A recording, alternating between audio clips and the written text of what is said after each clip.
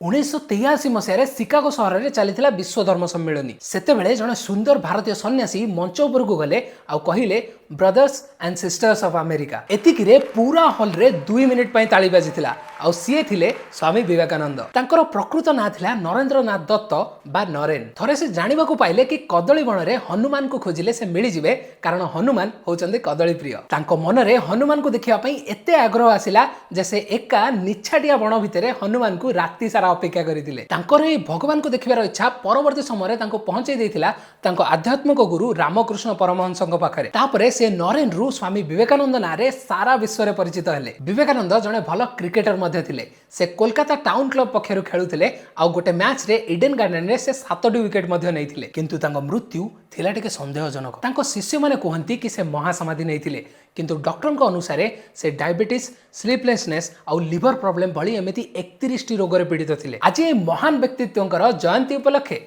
हमर ए वीडियोटी तांको डेडिकेटेड।